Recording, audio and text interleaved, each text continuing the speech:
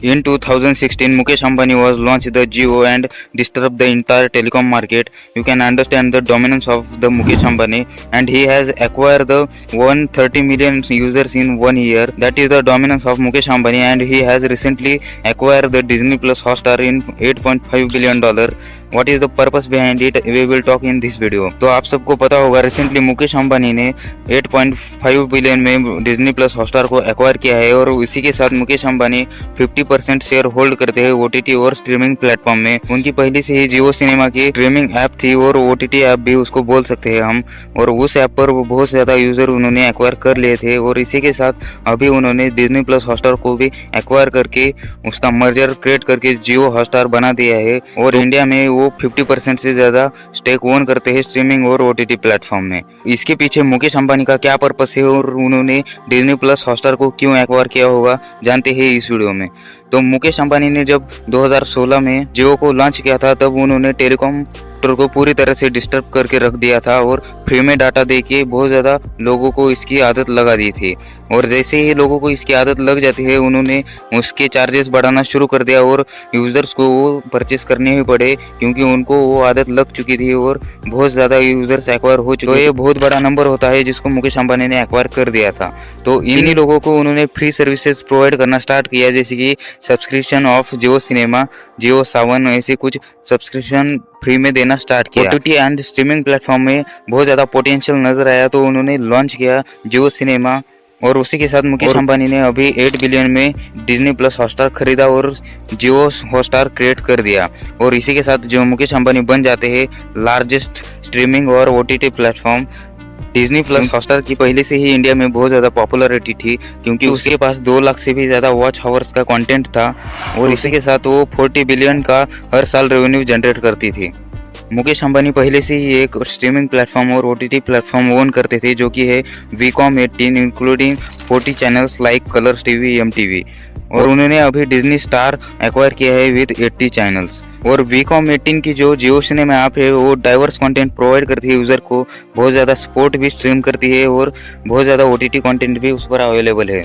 अगर मुकेश अंबानी के पर्पस की बात करी जाए तो इसमें बहुत ज़्यादा पोटेंशियल है क्योंकि अभी आपने देखा होगा कि वर्ल्ड कप में 60 करोड़ लोग लाइव मैच को देख रहे थे, क्रिकेट मैच को, तो इसीलिए उनका इसमें इंटरेस्ट बहुत ज़्यादा है क्योंकि इसमें बहुत ज़्यादा पोटेंशियल है।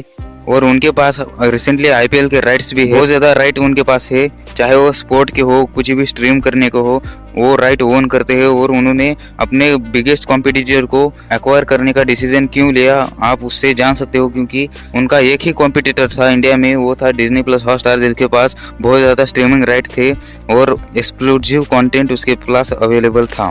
तो उन्होंने उसको एक्वायर किया और बन गए इंडिया के लार्जेस्ट स्ट्रीमिंग और OTT provider.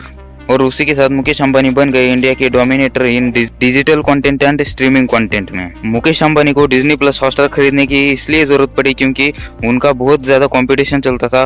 Disney plus Hotstar और जियो सिनेमा दोनों भी बहुत सालों से ब्रॉडकास्टिंग राइट के लिए लड़ते थे, बहुत ज़्यादा उनका लॉस हो रहा था, तो इसीलिए दोनों ने मर्जर कर लिया और अब मुकेश अंबानी कंट्रोल करेंगे entire sport and OTT platform को with large number of users के साथ। फ्यूचर में इसमें बहुत ज़्यादा मैसिव ग्रोथ हो सकती है, इसलिए मुकेश अंबानी ने इस पर शिफ्ट किया।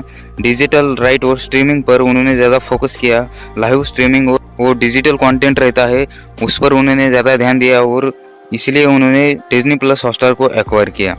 तो अब हमें देखना ये है कि जियो सिनेमा और डिज्नी प्लस हॉटस्टार मिलकर क्या करते हैं, साथ में मर्जर रहने देते हैं या उनको अलग अलग करते हैं या कुछ नया वो क्रिएट करते हैं। इससे तो ऐसा लगता है कि वो फ्यूचर में एंटरटेनमेंट को कुछ अलग ही शेप देंगे, कुछ अलग ही बना देंगे और इस मर्जर से यूजर्स को बहुत ज़्यादा नुकसान हो सकता है क्योंकि उनकी लड़ाई में आपको फ़ायदा होता था, आपको डिस्काउंट मिलता था और आप उसमें फ्री में कंटेंट देख पाते थे, पर अभी ऐसा नहीं रहेगा। आपको सब्सक्रिप्शन फीस भरनी पड़ेगी और आपको एड्स भी देखने पड़ सकते हैं अगर आप कम सब्सक्रिप्शन फीस देकर स्ट्रीमिंग प्लेटफॉर्म ज्वाइन करते हो। कॉम्पिटिटर रहना बहुत ज़्यादा ज़रूरी है क्योंकि आपको उससे बेनिफिट मिलता है, यूज़र्स को बहुत अच्छी सर्विस मिलती है, डिस्काउंट्स मिलते हैं, ज़्यादा पैसे खर्च नहीं होते।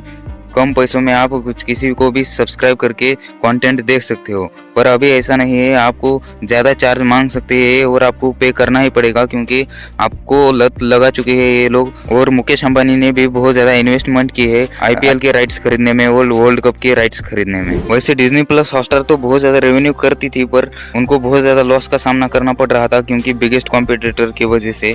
तो इसलिए उन्होंने अपनी कंपनी को बेचना सही समझा और वो यहाँ से चले गए। अब जियो हॉटस्टार बन चुका है डिजिटल कंटेंट प्रोवाइडर का लीडर। मुझे ऐसा लगता है आपको इस वीडियो में जरूर वैल्यू मिली होगी और thank you for your valuable time.